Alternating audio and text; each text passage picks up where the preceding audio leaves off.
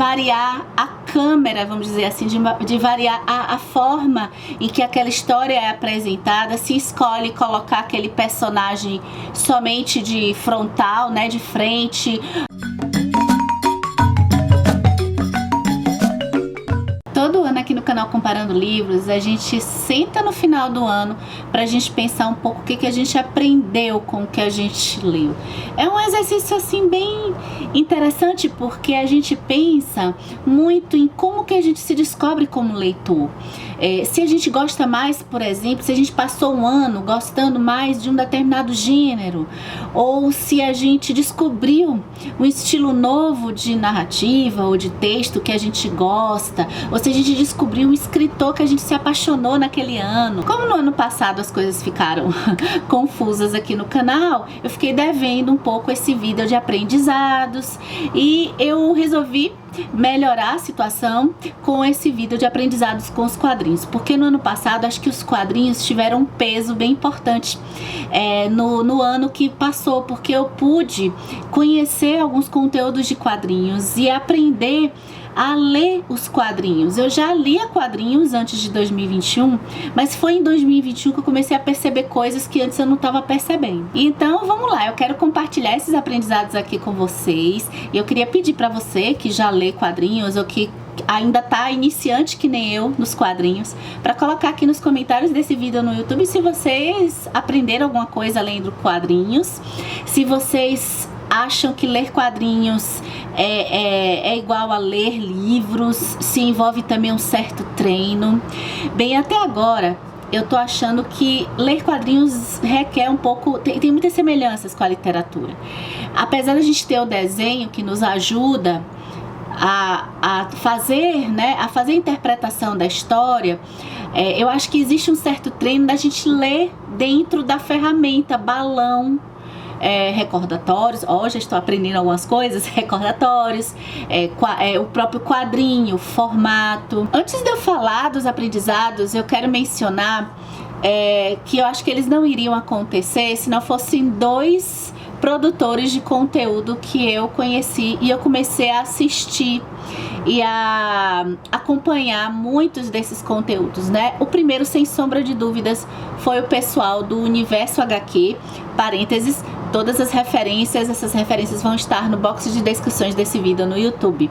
Então o pessoal do Universo HQ é um grupo de 4 rapazes. A gente tem o Sidney, o Samina Aliato, o Codespot e o Sérgio Naranjo, que ele é muito engraçado.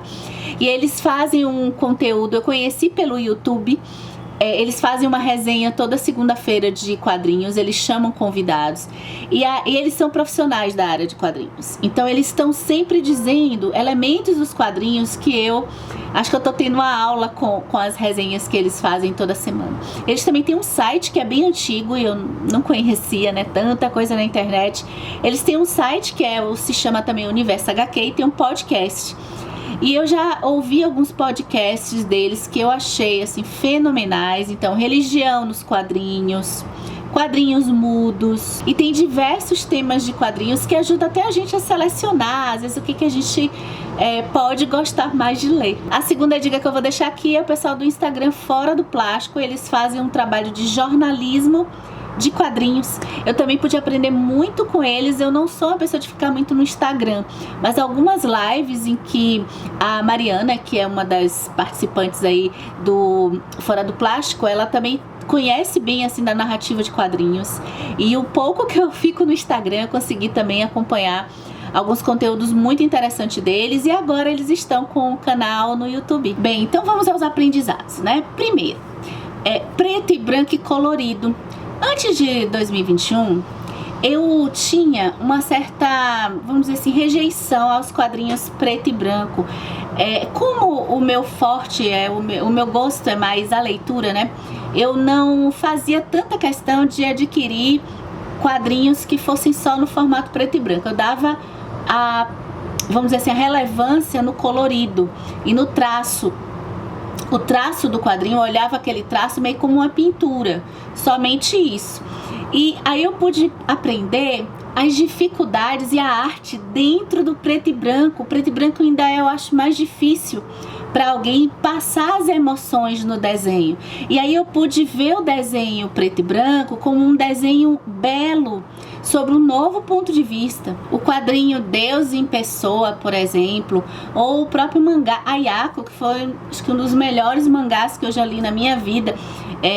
Eu pude ver como que também o preto e branco pode trazer a noção de profundidade, de tamanho, de variar a câmera, vamos dizer assim, de variar a forma em que aquela história é apresentada. Se escolhe colocar aquele personagem somente de frontal, né, de frente, ou se o desenhista pode variar aquela apresentação, e tudo isso fazendo parte da narrativa. E eu ganhei também na hora de pensar as cores dos quadrinhos, porque as cores, elas significam também alguma coisa. Cores diferentes, cores que eu não tenho o hábito de ver por aí, como no exemplo do quadrinho Bonnie, que é uma história assim fenomenal, muito divertida, mas que tem um desenho também, eu acho muito bonito pela escolha das cores. Olha só também o Paper Girls, que é um quadrinho que eu tô acompanhando. Essa é uma série de 6 volumes. A história é muito boa e eu acho a escolha das cores e a escolha de usar quadros grandes e quadros menores a partir dessas cores, que são cores que eu não vejo, por exemplo. Também sou quadrinista iniciante, tá? Eu não sou uma leitora assim muito assídua de quadrinhos, mas estou no caminho, né? Mas são cores que eu acho assim que chamam muito a minha atenção. Aprendizado número 2 é o próprio, vamos para a narrativa, né? Eu acho que é o próprio quadro. Eu nunca tinha pensado que a escolha do tamanho do quadro pudesse ser uma escolha da própria narrativa de quadrinhos. Eu não prestava atenção nisso. Então, escolher variar o tamanho do quadro acaba fazendo, eu acho, que a leitura fica um pouco mais dinâmica, não fica monótona de fazer sempre os mesmos quadros. Mas pode ser uma escolha de se contar a história mesmo, daquele mesmo jeitinho, para a gente prestar mais atenção no que tem dentro daquele quadro. Eu vejo que a maioria dos quadrinhos que eu li acabam escolhendo sempre essa variação de tamanho, aquilo que é mais de chamar atenção, tanto pelo desenho quanto pela revelação que se vai fazer, ou pelo tamanho do ambiente que se vai desenhar. É o quadrinho maior. Aquilo que se quer dar mais ênfase na emoção é o quadrinho menor.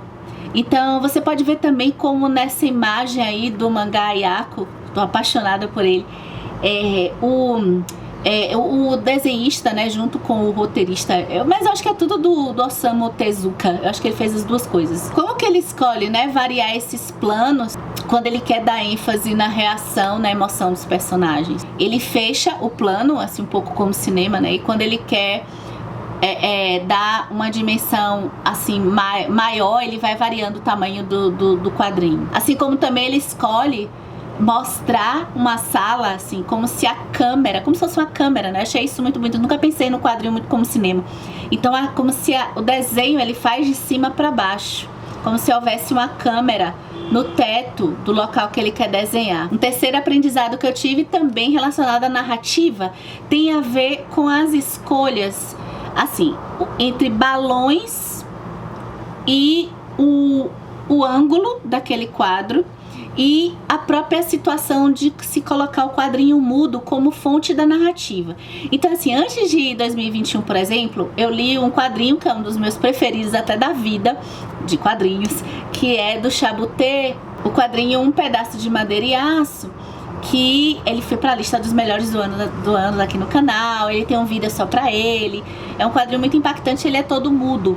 E uma coisa que eu sempre tive maior paixão são esses desenhistas que conseguem contar histórias somente sem balões, né? Eu acho muito... É mais envolvente pra mim, né? Pro meu estilo. Mas aí eu comecei a perceber esse 2021 a oscilação de usar mudo e balão.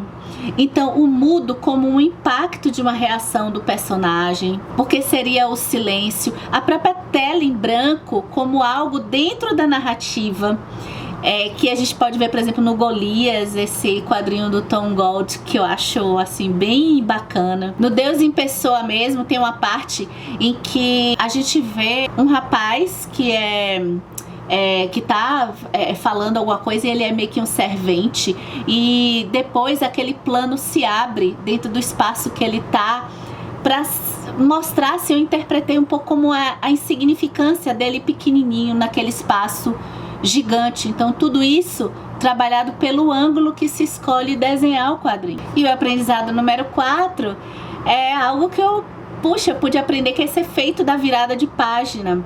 Quadrinistas que usam muito, por exemplo, no Paper Girls, eu noto que isso é muito utilizado.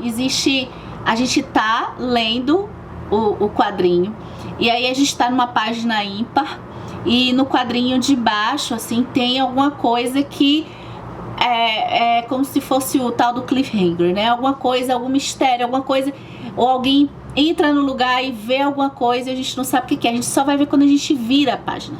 Algumas vezes esse efeito virada de página tem um impacto, porque o quadrinista usa a página inteira, que eu acho que é chamado splash page, tá? Pra dar um impacto, assim, que ele faz o desenho grandão. Às vezes é um quadro normal mesmo. E perceber esse efeito virada de página na narrativa tem dado a ela, assim, um sabor especial, porque eu já vejo assim, olha, ele tá colocando aqui algo, ai meu Deus, eu vou virar a página e vou saber, o que antes eu acho que passava um pouco batido por mim, apesar de sim ter a surpresa do mesmo jeito.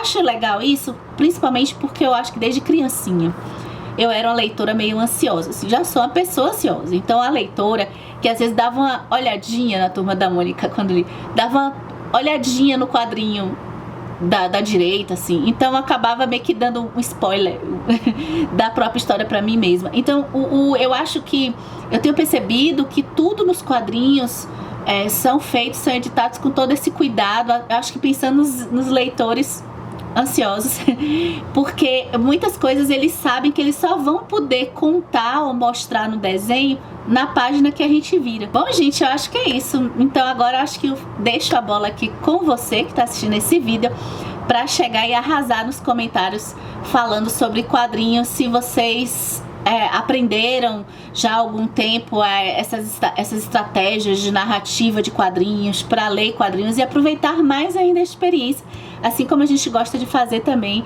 aqui nas leituras de livros que a gente faz aqui no canal. Eu espero que vocês tenham gostado e até o próximo vídeo.